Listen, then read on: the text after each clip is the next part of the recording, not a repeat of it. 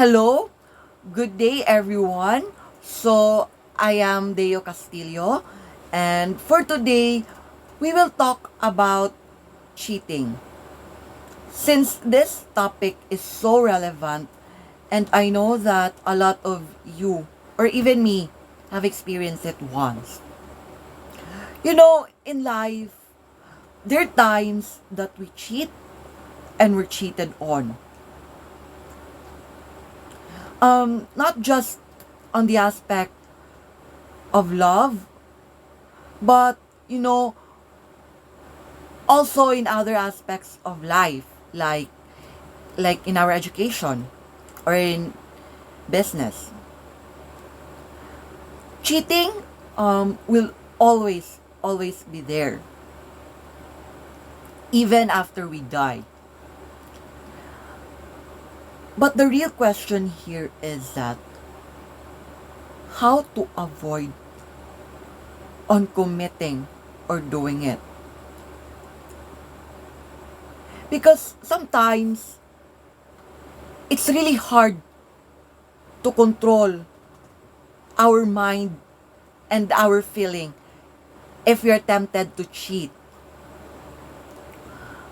When the temptation is in front of you, you have to decide to either you will commit or not at all. So when we were young, you know, we were taught that cheating is not good and right, and also it shouldn't be done. But as we grow up, there are times that we don't realize anymore that we're already cheating, and there are also times that we know but we just don't admit it. Just like in marriages, there are some husbands and wives that cheating or making out with other people even if they're married. And, of course, they will hide this doing, especially to their spouse or partners and their children. Even if they know what they're doing is wrong, but they would still do it anyway, you know? And I also know that it's humiliating for their part if it comes out. But, if everyone and their family, especially their spouse or their partners, would discover that they're cheating, at first they will still try to hide it and not admit that they have committed doing it. But if there is an evidence and it does not lie, of course you have no choice but to say it, to admit what you have committed or what mistake you have done. And after they are caught that they're cheating, some couples would would divorce, would separate. But some, especially wives, they will try to forgive their husbands and give them a second chance, which is just fine. Um, but after they forgive him or they forgive her, if they would do it again the second time, and you as a husband or especially as a wife, you would keep on forgiving and forgiving him or her despite you being so hurt and in pain already of what you have done or of what you have committed, then, I guess, or I think, that you deserve it. Because, you keep on tolerating your husband on cheating, which, you shouldn't have tolerated it the first time it happened.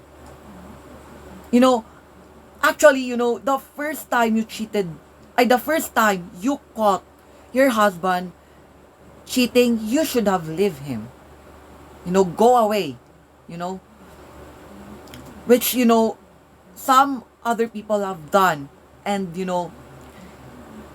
which I salute them for doing that, because that is the right thing to do. But, some, because they're so in love.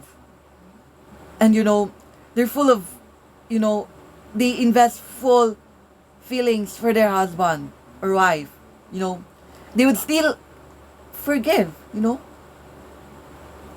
They keep on forgiving, even if it's already wrong to forgive.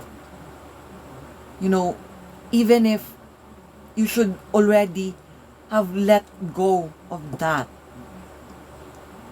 You should know your worth, people. You should know limits and boundaries. You should know when, you should stop and when not. Because they're, wives or husbands that, they would really wait until, until their emotion exploded. That's the time that they will just, they will just stop, and they will, resort to divorce or separate. And, that is, that's realistically speaking, it's too late. But, if you have done it successfully, then, good for you. Good for those people, or those, couples, especially wives, that, you have overcome, the challenge, or you have overcome the time wherein your partner have cheated on you. I would like to salute you on that. Okay? The thing is, people, after all, cheating is wrong. And, once you commit it, then, you should stop and admit that you've cheated. Or, once you saw someone is cheating, then, you should tell, you should tell it to the people that deserve to know, or, tell it to the authorities. That is just, my message to y'all, that, cheating is wrong. And once you're caught doing it, or once you caught someone doing it, then you should be honest and tell them that, hey, you are cheating and it's not right thing to do. So that's it. I hope that, you have learned something from what I have said today. And thank you very much for listening. Bye.